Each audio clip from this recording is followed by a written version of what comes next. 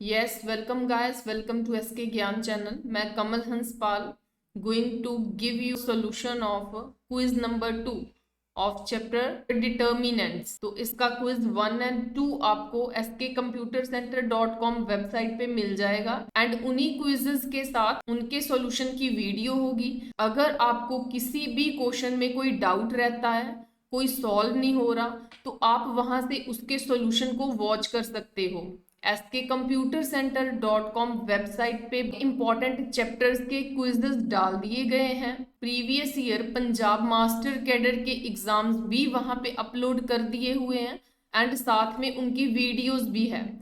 आप इनकी अच्छे से प्रैक्टिस करें एंड अगर आप मैथमेटिक्स का कोई भी कॉम्पिटिटिव एग्जाम दे रहे हैं like NVS, KVS, Punjab master cadre, तो आप इन अलग अलग चैप्टर्स के क्विजेस को सॉल्व करें. इनमें जितने भी इंपॉर्टेंट क्वेश्चंस हैं वो सारे कवर हो रहे हैं, तो आप इनकी खूब से प्रैक्टिस करें. ये website absolutely free of cost है. इस पे आपको कोई भी पेमेंट नहीं करनी पड़नी. जनरली होता क्या है, अगर हम कुछ पे करते हैं कुछ ऐप पे, फिर आपको वो डाटा प्रोवाइड किया जाता है, लेकिन ये वेबसाइट पे आपको फ्री ऑफ कॉस्ट है. वहां पे आप इसकी प्रैक्टिस करो टाइमर के साथ. वहां पे आ जाएगा कि आप कितने क्वेश्चंस गलत कर रहे हो, कितने सही है, कितने टाइम में कर रहे हो, और सबसे बड़ा बेनिफिट ये है कि आपको सॉल्यूशन मिल रहा है उनका.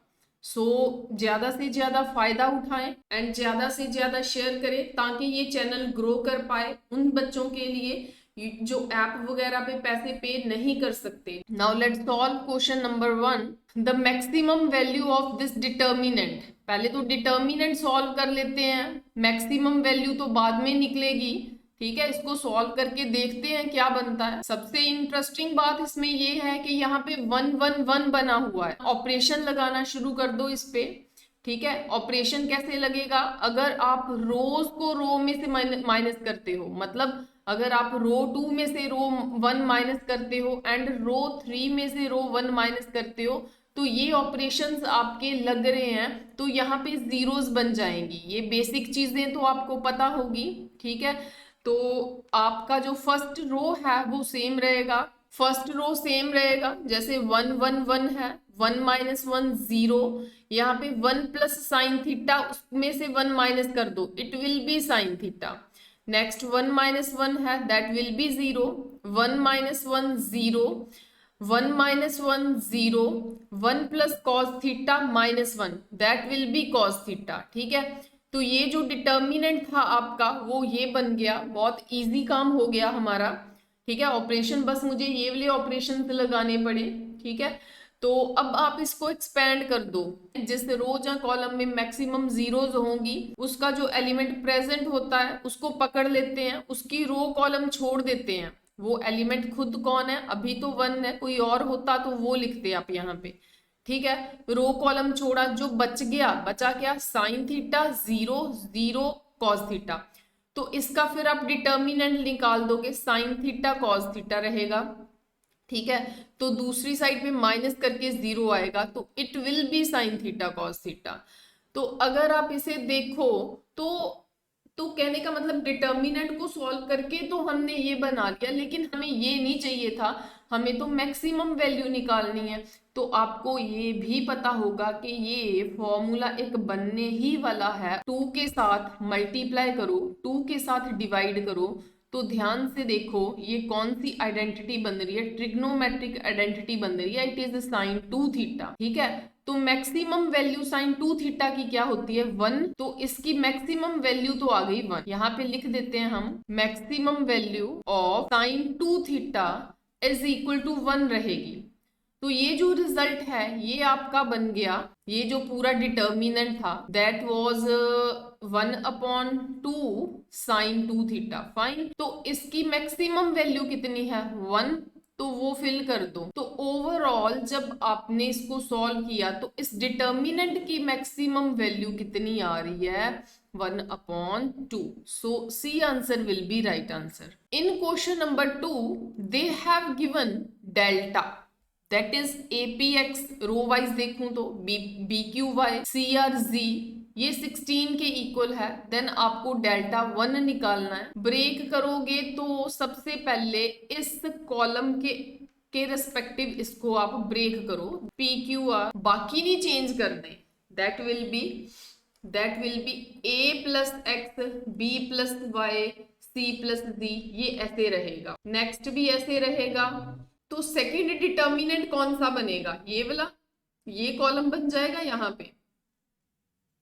तो नेक्स्ट फिर सेम, मतलब वो नहीं चेंज होने, इस कॉलम को आप फिर एक्सपेंड कर सकते हो, ठीक है। ये रहेगा आपका ए बी सी से एक्सपेंड किया ना, नेक्स्ट एक्स वाई जी। पहले इतने को हम सॉल्व कर लेते हैं, फिर नेक्स्ट इसकी बारी आएगी, ठीक है, क्योंकि मैंने अभी इसको ही लिखा। इसका सॉल्यूशन देख लेते हैं। यहाँ पे देखो P Q R A B C, fine. तो जब आप इसको ब्रेक करोगे ए बी सी आ रहा है, मतलब इसको जब आप ब्रेक करोगे, यहाँ पे प्लस का साइन है ना, तो कहने का मतलब कि आप एक तो ए बी सी कॉलम में लिखोगे, फाइन। एक ए बी सी ऑलरेडी पहले है, तो ये जीरो बन जाएगा, मतलब इस डिटर्मिनेंट को मैं नहीं लिखूंगी। नेक्स्ट देखते हैं, P Q R same, A B C same, फिर ये पी क्यू आर। आई बात समझ में? इसके दो डिटर्मिनेंट बनने हैं इसके, क्लियर है।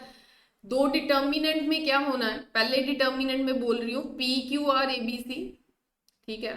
पहले डिटर्मिनेंट में पी क्यू आर, फिर ए बी सी, फिर ए बी सी, दो बार ए बी सी आ रहा है, कैंसिल, खत्म।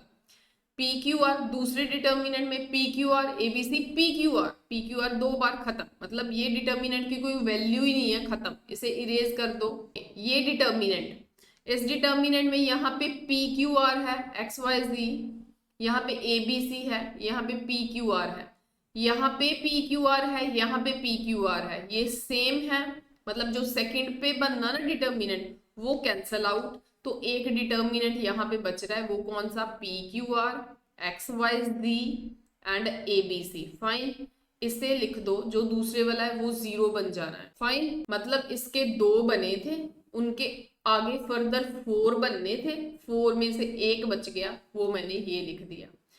अब इसका सोचो, एक्स वाई जी, एक्स वाई जी, ठीक है, इसको ब्रेक करें, ए बी सी लिखें, यस, एक में तो ए बी सी लिखोगे, अगला सेम लिखोगे, A plus P, B plus Q, C plus R, अगले में आएगा एक्स वाई जी, फिर लास्ट वाला same, A plus P, B plus Q, C plus R, ठीक है। ओके, इसके दो बने थे इसको ब्रेक करके, उसके फर्दर तो अब मैंने इसको ब्रेक कर लिया, उसका हाल चाल देख लेते हैं। इसके दो बनने हैं, एक X Y Z A B C, A B C, अरे ए बी सी दो बार आ रहा है, एक डिटर्मिनेंट खत्म। दूसरे डिटर्मिनेंट में X Y Z A B C P Q R, अच्छा क्या बचा, एक्स वाई जी, ओके, क्या बच रहा है, एक्स वाई जी बच रहा है, A B C and P Q R, ये चीज बच रही है। जो दूसरी है उसे डिलीट मारो, फाइन। ये चीज एक डिटर्मिनेंट ये बच रहा है। चलो अब इस डिटर्मिनेंट के पास आ जाओ, ये तो पूरा ही खत्म है, इसके तो इसको भी एक्सपेंड करने की जरूरत नहीं है थर्ड वाले कॉलम को,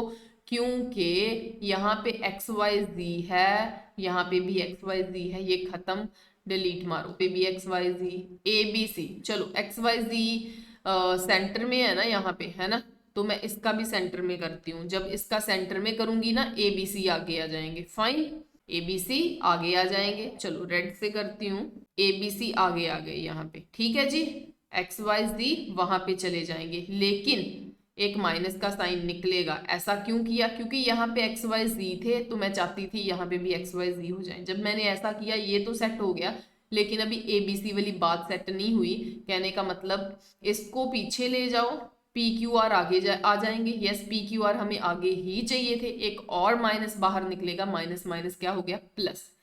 कहने का मतलब ये दोनों डिटर्मिनेंट हो गए सेम एकदम, इनको शिफ्ट करने के बाद। तो that will be 2 times P Q R X Y Z A B C, ठीक है जी, ये आ गया। उसकी जगह पे पी क्यू आर जाएगा, क्यों जाएगा पी क्यू आर, ठीक है, इंटरचेंज होनी जगह, पी क्यू आर लास्ट पे चाहिए, नहीं नहीं लास्ट पे नहीं चाहिए। तो जब एक बार ये और शिफ्ट होगा, तो एक माइनस, पहले भी एक माइनस आना था, एक बार शिफ्टिंग इंटरचेंजिंग पे, अब फिर आएगा वो प्लस हो जाना। तो इस डिटर्मिनेंट की वैल्यू कितनी है, 16, मतलब इंटरचेंज करने के बाद 16 टू जा कितने हो गए, 32। तो डी आंसर राइट आंसर। तो बहुत सारे स्टेप्स हैं इस क्वेश्चन के जो माइंड में हो जाने हैं, आप स्किप करके उनको फिर आप कर सकते हो। ठीक है, बहुत सारी कैलकुलेशन है, ऐसे ही पता चल जाएगी क्या बचता है। यहाँ पे आपको एक एक चीज डिराइव करके बतानी थी, शो करना था आपको, दैट्स वाई इस पे टाइम लग रहा है। एमसीक्यू है तो बहुत सारे स्टेप्स आप इसको माइंड में कर सकते हो। फाइन, तो question number third, if A B C are in A P then इस डिटर्मिनेंट की वैल्यू क्या रहेगी, 0। बहुत बार ये क्वेश्चन 12th क्लास में भी आता है एंड किसी भी कॉम्पिटिटिव एग्जाम में आए तो एपीसी, जब 3 नंबर्स एपी में होंगे तो यहाँ पे एबीसी भी पड़ा होगा। एपी जब 3 नंबर्स एपी में होते हैं तो सेंटर वाला जो नंबर होता है उसका डबल 2 टाइम्स एक्सट्रीम वालों का प्लस होता है, ए प्लस सी होना।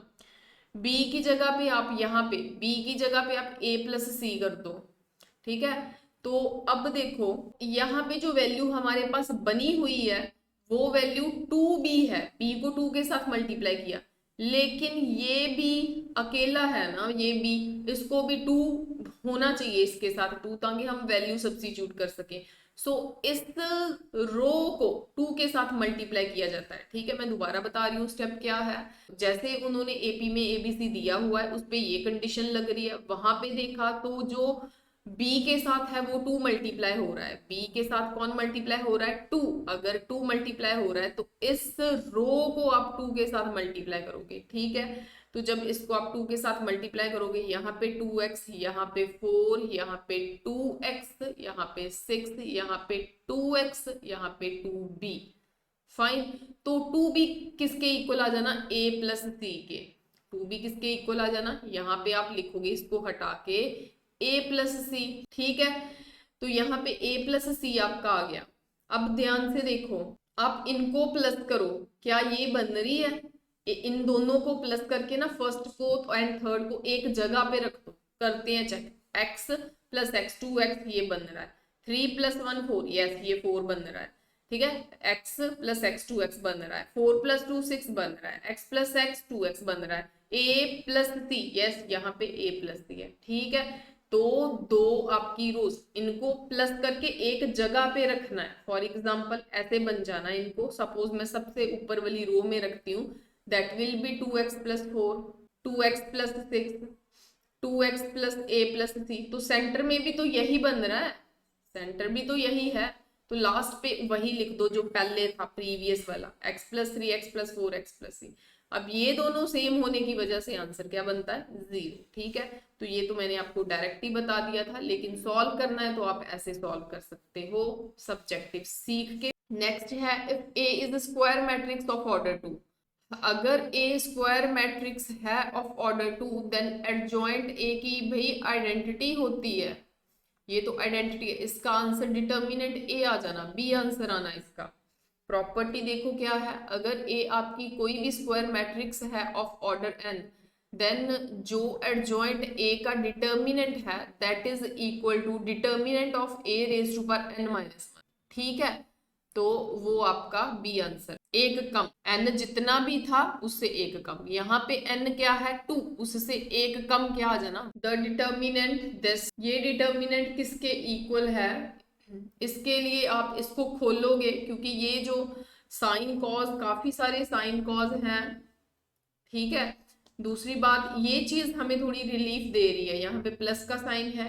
ठीक है, सो इसको मैं करूंगी, ये तीनों सेम है, कॉज है कॉज है कॉज है, यहाँ पे साइन है, इसने ब्रेक होना ना, ये ब्रेक हो जाएगा, एक डिटर्मिनेंट ये बनेगा, दूसरा determinant sine A sine B sine C, cos A cos A cos A, cos B cos B cos B, क्योंकि इसने ब्रेक होना था ना, तो दो डिटर्मिनेंट बन गए, एक में sine A sine B sine C आ गया, दूसरे में cos B cos B cos B आ गया। तो ये जो है sine A sine B sine C ये ऐसे रहा, ये cos A cos B cos C ये भी ऐसे रहा, sine A sine B sine C, यहाँ पे भी sine A sine B sine C, ये तो पूरे टोटली सेम है, अगर सेम है तो आंसर क्या रहेगा 0। प्लस यहाँ पे देखो कॉज ए बाहर कॉमन निकल रहा है, यस यहाँ से कॉज बी बाहर कॉमन निकल रहा है, तो जब निकल रहा है तो यहाँ पे 1 1 1 ठीक है।